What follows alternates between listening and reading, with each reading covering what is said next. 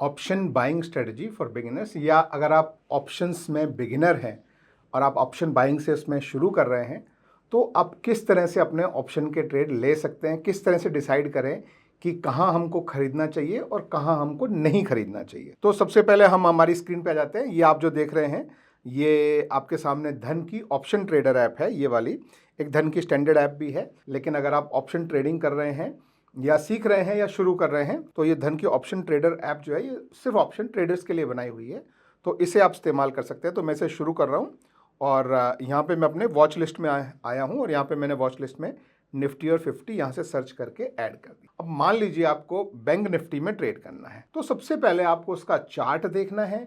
Chart देखकर intraday के हिसाब से आपको अपना वो देखना है रेजिस्टेंस कहाँ पर है उसमें और सपोर्ट कहाँ पर है, और जैसे ही वो ब्रेक हो आपको मोमेंटम के साथ उसमें ट्रेड करना है। कैसे, मैं आपको समझाता हूँ। मान लीजिए हम यहाँ पे ये निफ्टी बैंक में ट्रेड करना चाह रहे हैं, तो हम इस पर क्लिक करते हैं और इसका हम चार्ट खोलते हैं यहाँ से क्लिक करके। तो ये आपके सामने जो है वो चार्ट आया है। पहली बात, हम इस चार्ट को यहाँ पे डे में रखते हैं। डी यानी डे कैंडल है, तो एक एक जो कैंडल है, जैसे ये एक कैंडल है, ये एक दिन की कैंडल है, ये एक दिन की कैंडल है, ये एक दिन की कैंडल है, तो इसमें हम थोड़ा सा ट्रेंड देखते हैं कि हमारा ट्रेंड कैसा चल रहा है। तो यहाँ पे आप देखेंगे तो ट्रेंड जो है वो थोड़ा सा नेगेटिव चल रहा है, लेकिन पिछले 3 दिन से जो है ट्रेंड पॉजिटिव की साइड को मूव हुआ है। और ये जो आपको 2 लाइनें दिखाई दे रही हैं, ये लाल वाली और हरी वाली, ये है EMA, इनको बोलते हैं एक्सपोनेंशियल मूविंग एवरेज। तो मैंने ये 9 की और 20 के EMA लगा रखे, तो ये आपको थोड़ा सा ट्रेंड का आइडिया भी आपको देती है। लेकिन अभी इस वीडियो में मैं इन EMA को नहीं यूज़ कर रहा हूँ, उसका मैंने अलग से वीडियो बनाया है, आपको नीचे डिस्क्रिप्शन में मिल जाएगा। तो मैं इन EMA को आपके सामने स्क्रीन से मैं हटा देता हूँ और हम लोग सिर्फ जो है वो नॉर्मल चार्ट पर ही ट्रेडिंग करेंगे। तो पहले आपने डे के हिसाब से देख लिया कि ट्रेंड थोड़ा नेगेटिव चल रहा था, लेकिन पिछले 3 दिन से थोड़ा सा रिवर्सल दिखा रहा है।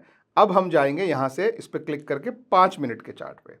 5 मिनट के चार्ट का मतलब है, मैं इसको थोड़ा सा ऐसे यहाँ बड़ा कर लेता हूँ। 5 मिनट के चार्ट का मतलब है कि हर कैंडल, जैसे ये हरी कैंडल 5 मिनट की है, ये लाल कैंडल 5 मिनट की है, तो हर कैंडल जो है वो 5 मिनट की है, और इसको देखकर हम नॉर्मली इंट्राडे का ट्रेड लेते हैं। ठीक है, अब अगर आप बिल्कुल बिगिनर हैं, तो सबसे पहले आपको समझना है कि रेजिस्टेंस क्या होता है और सपोर्ट क्या होता है। तो जैसे अभी आपके सामने ये मार्केट चल रहा है, मैं इसको थोड़ा सा और जूम आउट कर लेता हूँ। तो मार्केट पहले यहाँ से यहाँ गया और यहाँ से घूम गया, तो इसका मतलब है कि यहाँ पर उसको रेजिस्टेंस मिला, मतलब इससे आगे वो नहीं जा पाया।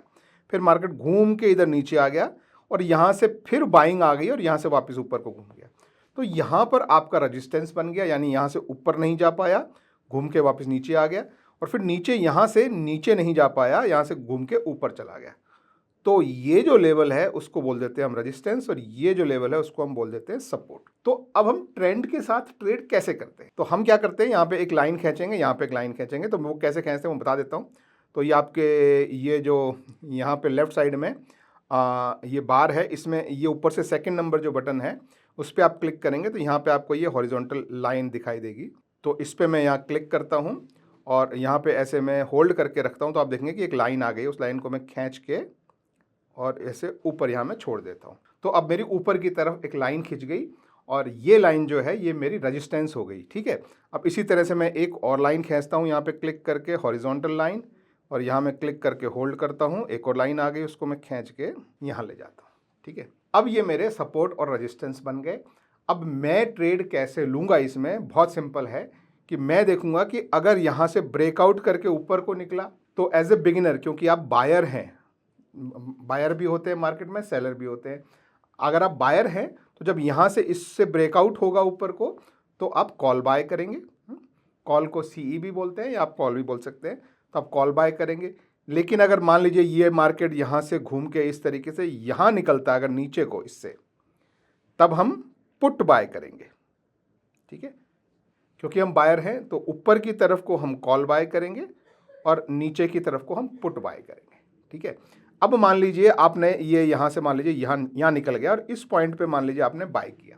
ठीक है, क्योंकि अब वो निकल के कैंडल खत्म होने दो। कई बार ऐसा होगा कि वो यहाँ जाके इमीडिएटली वापस आ जाएगा, तो थोड़ा रुको, जो कैंडल यहाँ बन रही है उस कैंडल को खत्म होने दो, फिर आप बाय करो। तो मान लो आपने यहाँ पे कॉल बाय किया इस जगह पे, और कॉल नॉर्मली मैं सजेस्ट करता हूँ कि जो ATM कॉल हो वही बाय करो। पुट भी बाय कर रहे हो तो ATM पुट बाय करो, सिर्फ इंट्राडे के लिए बाय करो।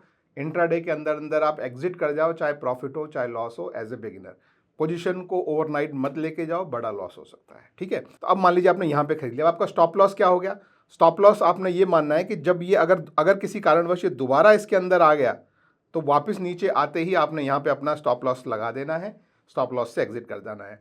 और अब आपको टारगेट कितना रखना है? तो जितना आपने स्टॉप लॉस रखा है उसका 2x यानी उसका डबल पे जो है वो आप अपना टारगेट लगा दीजिए। बिल्कुल ऐसे ही आपको उल्टी साइड, मान लीजिए ये मार्केट यहाँ से इस तरह से जाके यहाँ अगर क्रॉस कर मान लीजिए आप इस जगह पे आपने ट्रेड लिया, ठीक है, तो आपका स्टॉप लॉस जो हो गया वो यहाँ से यहाँ तक आपका स्टॉप लॉस हो गया। यानी अगर किसी कारण बस वापस घूम गया नीचे को तो आपने यहाँ पे निकल जाना है। यानी आपने जो ब्रेकआउट पे ट्रेड लिया वो फेल हो गया। यानी आपका जो थॉट प्रोसेस था कि ये यहाँ से निकल के नीचे भागेगा, अगर वो नहीं गया तो आपका थॉट प्रोसेस फेल हो गया। और ज़बरदस्ती पकड़ के नहीं बैठना है, ये सबसे बड़ी गलती करते हैं लोग कि अगर मान लीजिए आपने यहाँ ब्रेकआउट से ट्रेड लिया और ब्रेकआउट फेल होकर वापस अंदर आ गया तो निकल जाना है, स्टॉप लॉस पे अपन ने एग्जिट कर देना है।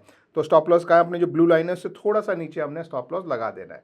हो सकता है कि यहाँ से फिर वापस चला जाए, लेकिन कोई बात नहीं, आपने अपने स्टॉप लॉस में निकल जाना है।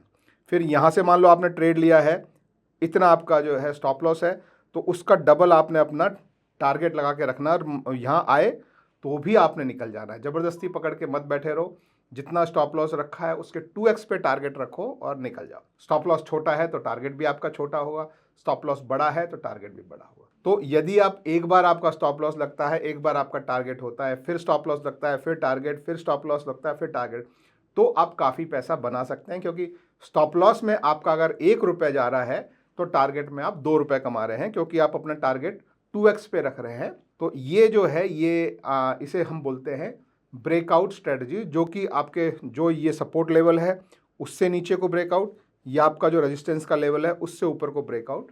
तो ये एक बेसिक ऑप्शन बायर्स के लिए स्ट्रेटजी होती है, क्योंकि जब कोई भी सपोर्ट या रेजिस्टेंस का लेवल टूटता है तो ये माना जाता है कि मार्केट तेजी से मूव करता है इधर या इधर। और ऑप्शन बायर्स का पैसा तभी बनता है जब मार्केट उनके फेवर में तेजी से जाता है, क्योंकि अदरवाइज बहुत धीरे धीरे धीरे धीरे धीरे सरक रहा है अगर मार्केट, तो ऑप्शन बायर को थीटा लॉस हो जाता है, टाइम वैल्यू का लॉस होता है। इसकी वजह से मार्केट उनके फेवर में भी कई बार चला गया तो भी वो प्रॉफिट नहीं बना पाते हैं जब तक कि तेजी से मूव नहीं आए। तो ध्यान रखें, इंट्राडे में ट्रेड करें, ट्रेंड के साथ ट्रेड करें, और इस तरह से जब भी ब्रेकआउट मिलता है तब आप ट्रेड ले सकते हैं, लेकिन ट्रेड के साथ अपना स्टॉप लॉस लगाना बिल्कुल ना भूलें। दैट इज इट दोस्तों, thank you very much. Video पसंद आया हो तो एक थम्स अप देना और मेरे चैनल को सब्सक्राइब करना। Thank you, bye bye.